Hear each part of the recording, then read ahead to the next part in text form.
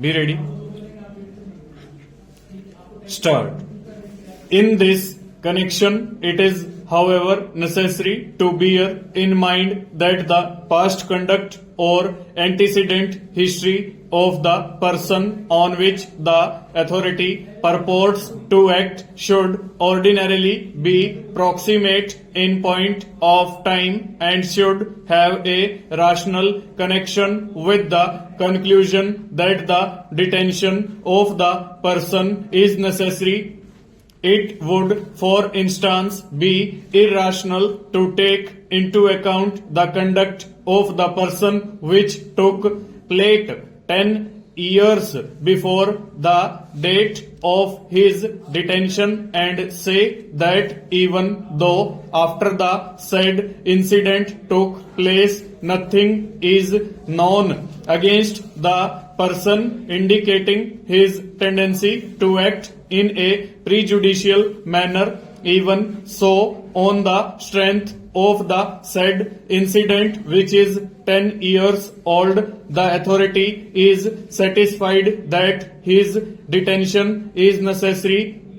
In other words, where an authority is acting bona fide and considering the question as to whether a person should be detained, he would naturally expect that evidence on which the said conclusion is ultimately going to rest must be evidence of his past conduct or antecedent history which reasonably and rationally justifies the conclusion that if the said person is not detained, he may indulge in prejudicial activities.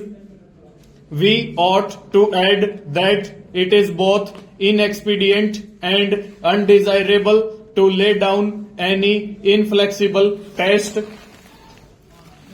but in present matter, at the time of hearing of second appeal, this court had not found any reason to summon original record because of relevant records and their copies were found available with the memorandum of second appeal and relevant facts were admitted.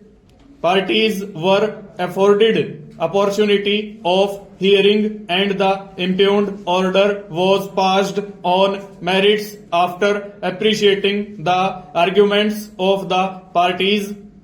The judgment in question was not passed with erroneous knowledge of law or procedure. After hearing, this court had found that relevant points relating to the matter in appeal can be decided immediately on the basis of material available before this court in view of relevant legal provisions. Accordingly, this court had passed the said judgment in which detailed discussion of contentions of both the parties was made and the matter was decided. Although no formal substantial question of law was framed by this court, but the question or point of law relating to matter was properly considered, appreciated and discussed by this court at the time of passing said judgment dated 13/5/2016 on its merit stanza.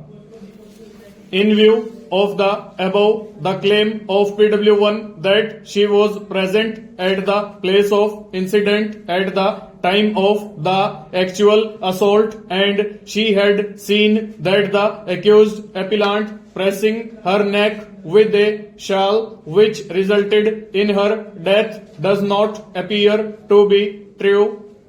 It transpires from her evidence that no one was present in the house of the accused appellant at the time when her daughter was to death.